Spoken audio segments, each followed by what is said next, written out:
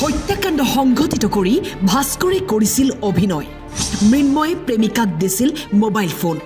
নলবাৰী হত্যাকাণ্ডৰ দুই master mind আৰক্ষীৰ জালত পৰিল এতে ফেলিছি তোৰ মাকে ফেলে তাতে বেহুছ কৰিব নৰা ফেলো পত্নীৰ সন্মুখতেই সংঘটিত হৈছিল ৰাজ্য জোকাৰি যোৱা ঘটনা মই পাকঘৰত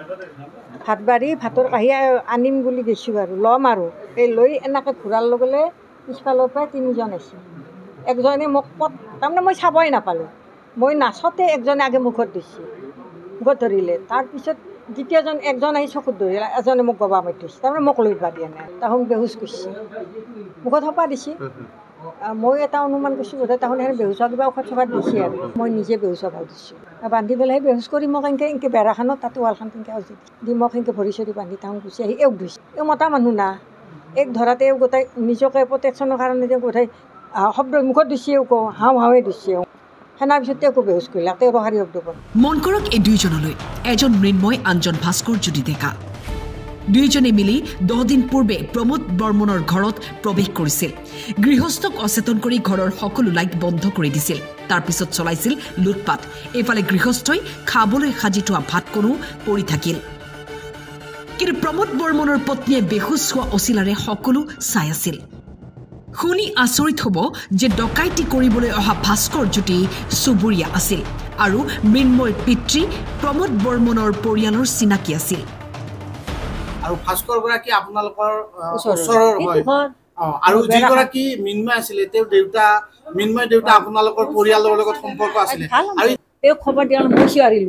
চিঞৰাৰ লগে লগে গেটত ওচৰত বহুত মানুহ জমা হ'ল মই চাবি কৈছা নি গেট ইতিমধ্যে মোৰ বন্ধ না দোকান চাবি কৈছা দৌৰি খুলি দিলোঁ তাতে কেইজনমান একেলগে সোমাই আহিছে সিও আহিছে মানে গেটত তলা লগোৱা আছিল তলা দুখন গেটতে তলা মানে আন মানুহৰ সৈতে ভাস্কৰ সোমাই আহিছিল আন মানুহ অকল সি অহা নাই অকলে অহা নাছিল গোটেইকেইটা আহিছে ভাস্কৰে কি কৰিছিল ভাস্কৰে আহি লগে লগে চালা চাই পেলাই ওৱা আছে না খাইছে এনেকৈ হেৰি তেতিয়া আন মানুহ উপস্থিত আছিল আছে থৈছে বহুত মানে আগুৰি দিছে কেইবাগৰাকীও আছিল এতিয়া মই সেই ভাস্কৰে খুলি দিছিল মুখৰ হেৰিটো খুলি দিছে মই বেজবৰুৱা তেওঁৰ ঘৰ নিজ বাজানী দেউতাকৰ নাম ৰাতুল বেজবৰুৱা আৰু দ্বিতীয়জন হৈছে ভাস্কৰ জ্যোতি ডেকা তেওঁৰ দেউতাকৰ নাম হৈছে প্ৰদীপ ডেকা গাঁও মখালি যোনটো পিঅ' আমাৰ হয় আমি এইটো ইনভেষ্টিগেশ্যন কৰি আছোঁ যুৱতীগৰাকী কেনেকৈ আচলতে জড়িত মোবাইলটো ব্যৱহাৰ একচুৱেলি নহয় মৃন্ময় বেজবৰুৱা যোনজন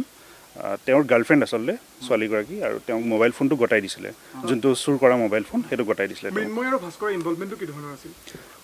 এইটো আমি এতিয়া ইনভেষ্টিগেশ্যন চলি আছে যিহেতু আৰু দুজনমান মানুহ আমি উঠাবলৈ বাকী আছে আমি এৰেষ্ট কৰিম এইকেইজনক খুব সোনকালে আমি এৰেষ্ট কৰিম নলবাৰীৰ পৰা হিৰক ডেকাৰ ৰিপৰ্ট টাইম 8